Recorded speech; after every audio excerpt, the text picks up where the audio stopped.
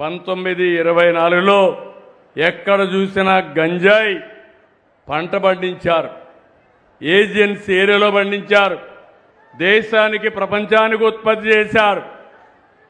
Drugs వచ్చాయి, ఎక్కడ చూసినా చెడిపోయే పరిస్థితికి వచ్చారు. నేను ఎన్నోసార్లు చెప్పాను, గంజాయి తీసుకున్న వ్యక్తికి తల్లికి భార్యకు తేడా తెలియదు, తల్లిదండ్రులంటే వాళ్ళు లెక్క పెట్టుకోరు. అలాంటప్పుడు ఇలాంటి వ్యక్తులు వాళ్ళని ప్రోత్సహించి ఇప్పుడు కూడా రౌడీల్ని, గంజాయి బ్యాచ్ని, డ్రగ్స్ సేవించే వ్యక్తుల్ని, బ్లేడ్ బ్యాచ్ల్ని వైఎస్ఆర్ కాంగ్రెస్ పార్టీ ప్రోత్సహించే పరిస్థితి వచ్చింది. ఇక్కడుండే మీరు గుర్తుపెట్టుకోవాలి, 2 ఏళ్లలో ఎక్కడా లా అండ్ ఆర్డర్ ప్రాబ్లం లేదు. అదే వీళ్ళు అధికారంలో ఉంటే శ్రీరాముడి తల తొలగించారు, అంతర్వేదిలో రథాన్ని దగ్ధం చేశారు, దుర్గమ్మ గుడిలో వెండి సింహాల్ని మాయం చేశారు. ఒక్కదానిపైన కూడా చర్య లేదు. నిన్నే ఆదోని శివాలయంలో ఒక యువకుడు ఏకంగా అక్కడ పెట్టే దీపం, ఆ దీపంలో పోయి సిగరెట్ వెలిగించుకునే ధైర్యం చేశాడు. అదే ఈ ప్రభుత్వంలో ఎవరు చేసినా వాళ్ళని వదిలిపెట్టమని మరొక్కసారి గట్టిగా హెచ్చరిస్తున్నాను. ఇప్పుడు సోషల్ మీడియాలో కొంతమంది పెట్టుకున్నారు, నేను చూశాను, ఎప్పుడు నాకు ఇలాంటి వాళ్ళతో ఎప్పుడు చూడలేదు.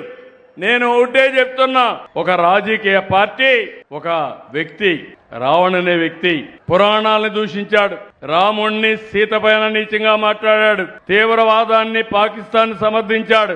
అలాంటి వాళ్ళకు అండగా ఆర్థిక సహాయం ఈ గొడ్డలి పార్టీ చేసే పరిస్థితి వచ్చింది. ఎంత బరిదిగింపు అని అడుగుతున్నా, ఇది న్యాయమా అని అడుగుతున్నాను. మీకు ఇవన్నీ నేను చెప్పాలి, మీలో కూడా చైతన్యం రావాలి, మీ ఆలోచన విధానంలో మార్పు రావాలి.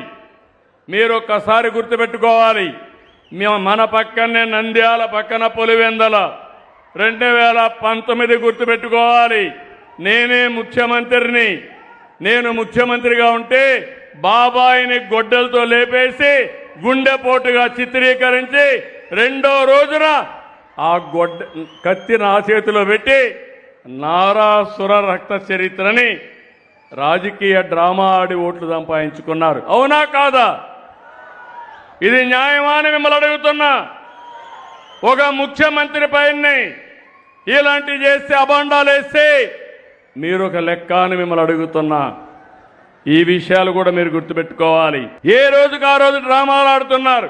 మొన్న తిరుమలకు పోవాలన్నాడు, వెళ్ళమన్నాను, డిక్లరేషన్ ఇమ్మన్నా, నేనున్నాను, మసీదుకు వస్తాను, మసీదులో సాంప్రదాయాలు పాటిస్తాను, నేను చర్చికి పోతాను, చర్చిలో సాంప్రదాయాలు పాటిస్తాను, వాళ్ళ మనోభావాలను గౌరవిస్తాను.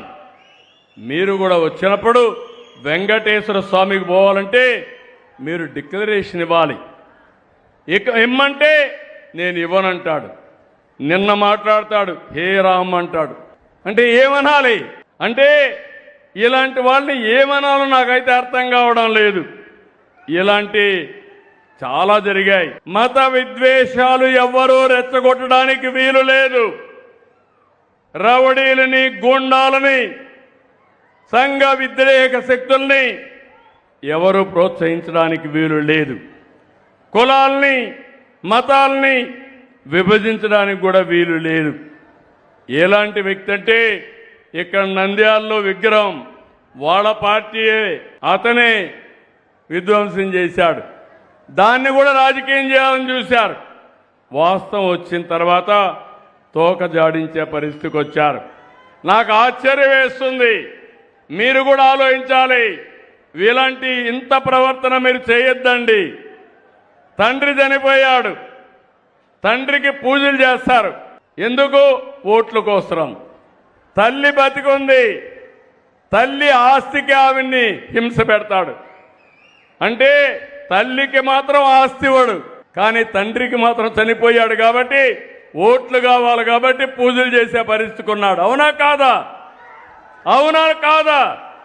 అవునంటే చేతులు పైకెత్తండి. మీకు ఇలాంటి కన్నబిడ్డలు కావాలని అడుగుతున్నా. తల్లిని గౌరవించలేని వ్యక్తి. నేను ఈరోజు పెట్టాను, తల్లికి వందనం పెట్టింది పిల్లల్లో శాశ్వతంగా తల్లులంటే గౌరవం ఉండాలని. ఎంత పెద్దయినా తల్లి తల్లే, బిడ్డ బిడ్డే. అవునా కాదమ్మా? ఇలాంటి వారసత్వాన్ని, ఇలాంటి పనులు చేయాల్సిన వ్యక్తుల్ని మనకు కావాలని అడుగుతున్నా.